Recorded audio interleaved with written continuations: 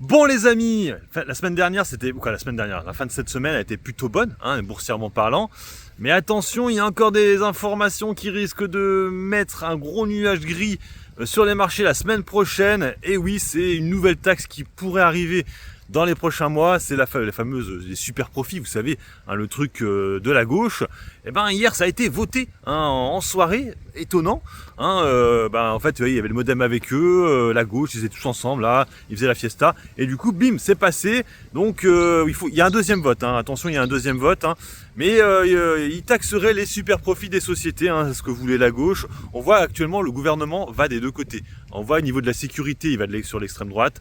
Et pour les questions, tout ce qui est taxation, il va du côté de l'extrême gauche et de la gauche. On est d'accord. Et c'est clair et net que là, déjà, l'augmentation de la flat tax, c'était pas vraiment prévu chez Macron, ça, on est d'accord. Et là, les super profits, c'est pareil. Il me semble qu'il avait dit qu'il voulait pas caster à cause de ça. Et là, finalement, il le ferait. Après, ça n'a pas été encore, ça a été voté, mais je crois qu'il y a un deuxième vote. Alors, je vous explique rapidement ce que c'est que ces histoires de super profits. Alors, parce que c'est assez simple finalement. Toutes les sociétés dont le chiffre d'affaires dépasse les 750 millions. Alors là, c'est plus que 750 millions, c'est plus comme avant. Rappelez-vous, c'était le milliard.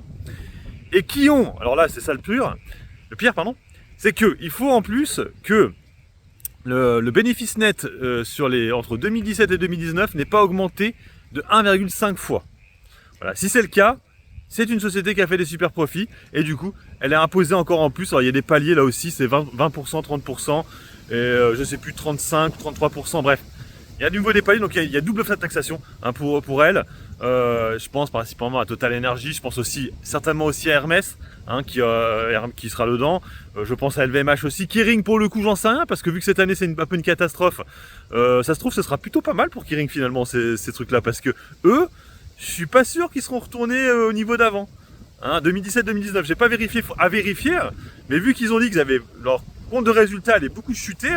Ça se trouve, eux, ils vont l'éviter. Et grosse question aussi de GTT, parce que le chiffre d'affaires, je ne sais pas s'ils vont atteindre les 750. S'ils ne sont pas dedans, de nouveau, ils arrivent à ne pas être touchés, mais je trouve ça un peu abusé pour le coup, parce que, entre nous, GTT, c'est quand même une société qui a bénéficié de la crise. C'est l'Ukraine, là, pour le coup, mais elle a bénéficié.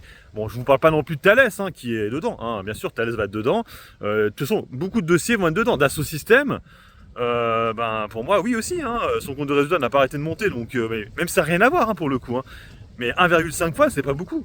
Voilà, je m'en rends pas compte, peut-être que c'est beaucoup finalement. Je vous dis cas par cas, donc il faudra vraiment regarder société après société, mais toutes celles qui ont explosé, et du coup ça se voit au niveau du cours de bourse automatiquement, elles vont être taxées, et en fait là il faudrait chercher plutôt les dossiers qui n'ont rien fait, ou les Worldline, vous voyez là. C'est pas vos Worldline, voilà, ça. Faudrait prendre alors soit des valeurs étrangères, les Alstom aussi. Alstom, pour le coup, pour moi, elle n'est pas dedans, celle-là. Parce qu'il me semble pas qu'il y a du super profit. Mais après, les Total Energy Company, ça va pas le faire. Ça va pas le faire du tout. Là, elles vont certainement rechuter et on va enfin aller sur des prix intéressants vers les 52 et trucs comme ça. Engie, c'est pareil, je pense. Après, comme je vous dis, c'est du cas par cas à vérifier vous-même. Comme je vous l'ai dit, donc vous regardez, vous prenez la moyenne du résultat net et vous regardez si ça fait le résultat net, bon, normalement c'est celui de cette année, fait 1,5 fois mieux, c'est pas bon. Ils seront encore taxés encore en plus de super profit.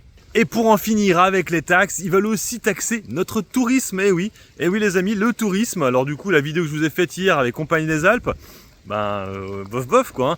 Donc alors les hubs d'aéroports, l'aviation et aussi toutes les sociétés un peu dans le tourisme. Alors toujours pareil, ça n'a pas été encore voté, mais voilà, c'est des trucs qui circulent.